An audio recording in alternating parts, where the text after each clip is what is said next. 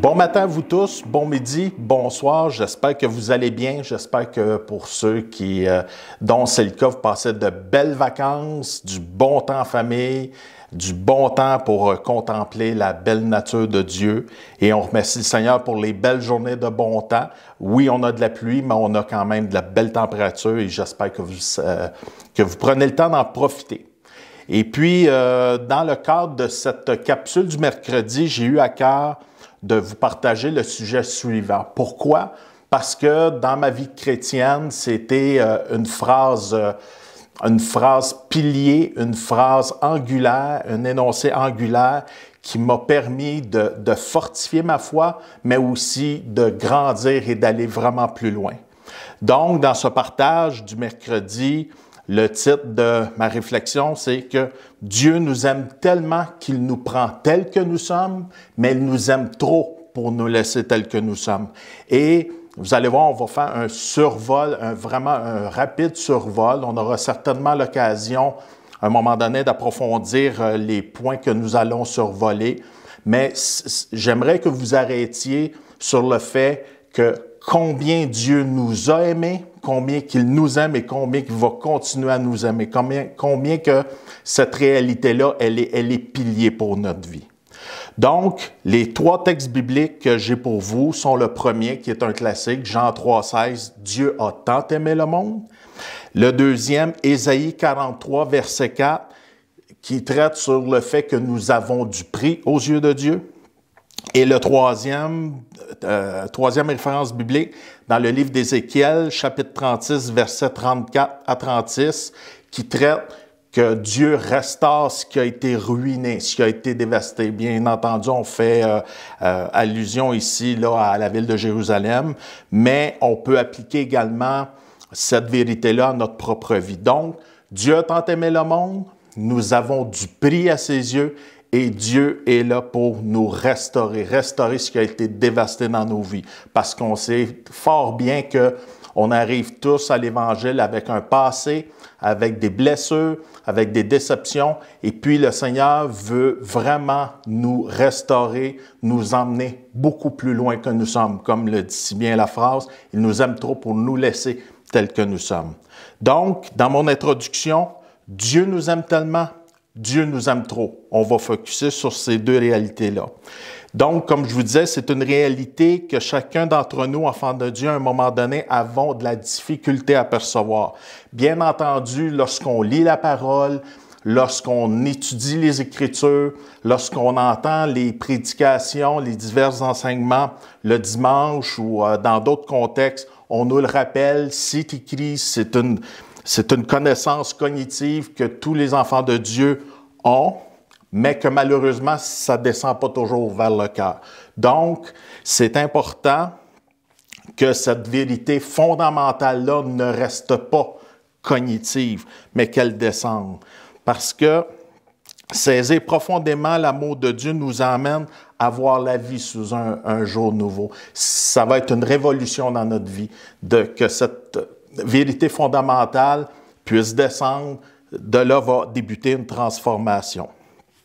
Son profond désir pour nous est non seulement de nous accueillir dans ses bras comme un enfant, parce que nous sommes les enfants adoptés du Père par le sang de Jésus, mais aussi et surtout, il désire nous restaurer, il désire nous reconstruire.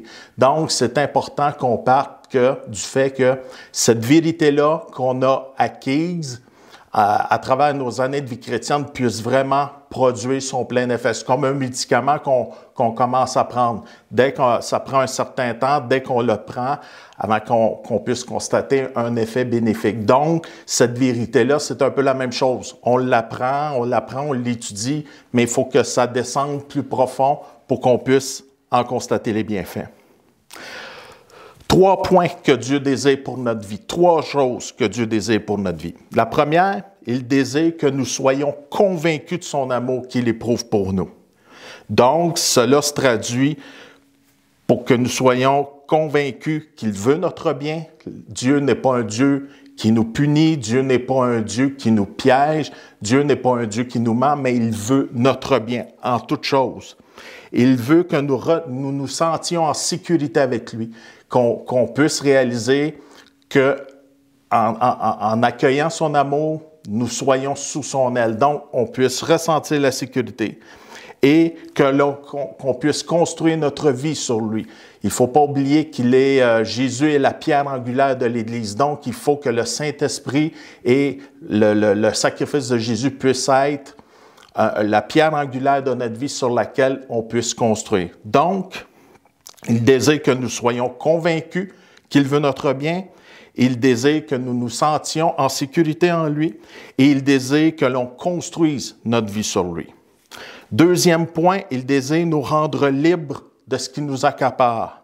Donc, il désire nous affranchir de notre passé. Comme je vous le mentionnais en entrée de matière, on arrive tous avec un bagage, on arrive tous avec un arrière-plan, on arrive tous avec un passé plus ou moins lourd. Donc, mais le Seigneur veut vraiment couper une chaîne. Il veut que nous utilisions ce passé à bon escient pour pouvoir aller plus loin, pour pouvoir porter du fruit, mais il ne veut pas que ce passé-là nous écrase. Donc, il veut nous couper du passé qui nous est toxique. Il désire faire tomber nos préconçus qu'on a envers nous-mêmes. Et souvent, ces préconçus-là qu'on a envers nous-mêmes se traduisent par de la culpabilité. « Ah, je me sens pas digne de telle chose. Ah, bien, vous savez, dans mon passé, là, il m'est arrivé ça, donc je transporte cette étiquette-là sur moi de voleur ou de drogué ou d'alcoolique. » Mais il veut, quand Jésus, le Père veut que nous puissions nous couper de nos préconçus. Troisième chose, il veut nous affranchir de l'opinion des autres. Donc, tout à l'heure, c'était l'opinion qu'on a de nous-mêmes, mais aussi de l'opinion qu'on a des autres. Donc, à tout point, le Père désire que nous soyons libres de ce qui nous accapare. Troisième point, il désire nous restaurer et redonner la pleine valeur à notre vie. À la télé, cette phrase-là, cet énoncé-là me fait penser, il y a une annonce, une entreprise bien connue en restauration de fondation de maison, Hainaut et Gosselin pour ne pas la nommer, et puis la dame dit toujours, on veut redonner la pleine valeur à votre propriété en travaillant sur la fondation de votre maison. Donc, on peut prendre cette métaphore-là, et puis Dieu veut travailler la fondation de nos vies pour redonner la pleine valeur à nos vies. Donc, il désire restaurer notre estime de soi, qui est essentiel afin de réaliser combien Dieu nous aime. Parce que si on a un mauvais estime de nous, bien, ça va venir teinter ou mettre un ombrage sur l'amour de Dieu, dans notre perception de l'amour que Dieu a pour nous. Donc, il restaure notre estime de soi. Il restaure notre confiance en soi qui est essentielle pour rentrer dans le plan que Dieu a pour nous. Parce que si on n'a pas confiance en nous, cela va créer une crainte et ça va freiner notre élan pour rentrer dans les promesses que Dieu a pour nous. Parce que souvent, les promesses que Dieu a pour nous, ça peut être prophétisé d'avance et puis on ne se sent pas digne, on ne sent pas qu'on a les capacités. Donc, si on n'a pas minimalement une confiance en soi qui nous vient du Saint-Esprit, mais on ne rentrera pas, on va demeurer sur place. Ensuite, il restaure nos relations. Il peut restaurer notre relation avec un frère dans l'Église, avec un membre de notre famille, il peut restaurer nos relations familiales. Donc, Dieu est un réparateur de brèches, comme me dit la parole. Il débloque aussi nos talents et nos dons. Dieu veut nous utiliser au maximum. Le Père connaît notre valeur, sait comment il nous a construits, il connaît nos dons et nos talents, également nos forces et nos faiblesses, mais il veut utiliser et mettre l'emphase sur nos dons et nos talents davantage. Donc, en résumé, les trois choses que Dieu désire pour nous. Il désire que nous soyons convaincus de son amour qu'il éprouve pour nous. Il désire nous rendre libres de ce qui nous accapare. Et il désire nous restaurer et redonner la pleine valeur à notre vie. Donc, en conclusion, la question que j'aurais pour vous en conclusion, c'est qu'est-ce qu'un projet de vie? Souvent, surtout dans un contexte d'adoption d'un animal ou l'adoption d'un enfant, on va parler beaucoup de projet de vie parce que c'est sur du long terme. C'est quelque chose qui va toucher une vie ou plusieurs vies, un projet de vie. Donc, en termes simples, la notion de projet de vie représente l'idée d'une chose que l'on se propose d'exécuter. L'expression provient du latin progescere, qui signifie jeter quelque chose vers l'avant. Donc, un projet de vie, c'est un projet qui touche une ou plusieurs vies et qu'on met de l'avant. C'est quelque chose qu'on planifie, c'est quelque chose dont on va mesurer une certaine portée. Un tel projet n'existe pas sans dessein. Ça prend une planification, ça prend une vision, ça prend beaucoup de choses. Et c'est ce que Dieu a principalement pour nous. C'est exactement dans cet ordre d'idée que notre bon Papa Céleste désire travailler en nous et de faire de nous. Comme je vous mentionnais, notre bon Papa Céleste nous connaît, il nous aime et il a des projets de paix et de joie comme qui est mentionné dans Jérémie. Par la mort de Jésus à la croix, il a voulu couper de nos vies ce qui nous tenait captifs et par sa résurrection, il a voulu déverrouiller les possibilités qu'une nouvelle vie en Jésus nous procure. Donc, par la mort de Jésus, on est venu tracer une ligne qui délimitait le passé, du présent et de l'avenir. Donc, le Seigneur veut vraiment nous rendre libres afin que nous puissions vraiment voler comme un aigle et aller de l'avant en son nom.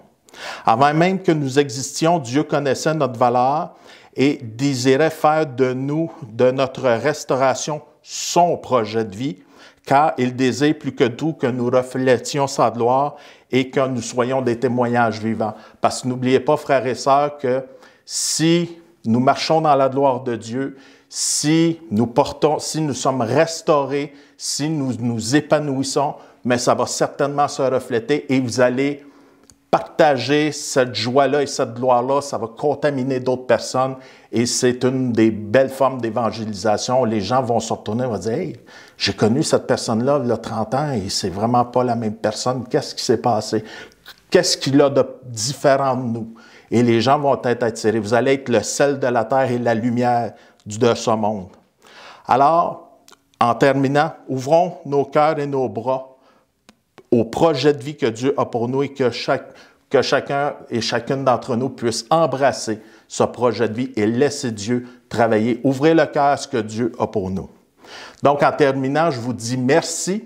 Merci de m'avoir écouté en espérant que ça puisse être une bénédiction, en espérant que ça puisse porter du fruit, puissiez réfléchir et que ça puisse surtout vous libérer. Et je vous invite tout de suite à ne pas quitter et à écouter le chant « Ton amour » qui est interprété par Billy Duckey, qui va nous parler combien Dieu prend soin de nous et surtout combien Dieu veut nous rendre libres. Donc, soyez bénis et au plaisir à la prochaine. Bye bye.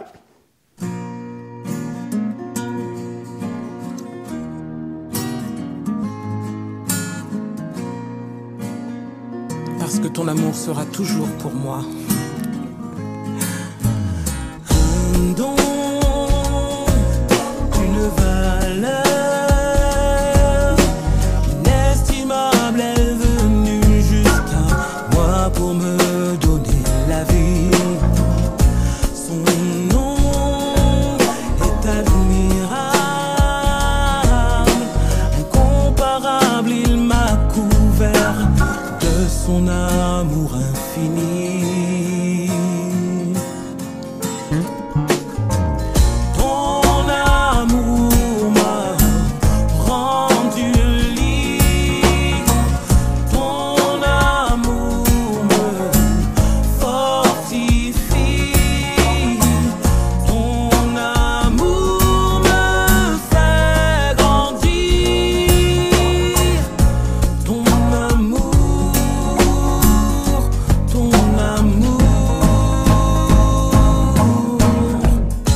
Un don d'une puissance inégalable à restaurer les plans que Dieu formait sur moi. Amour saint véritable qui m'a délivré du péché. À mon tour je veux le proclamer.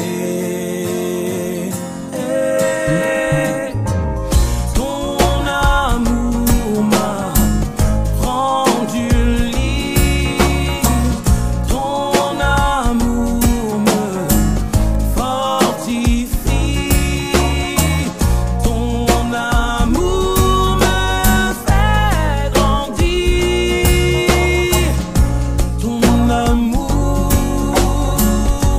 ton âme.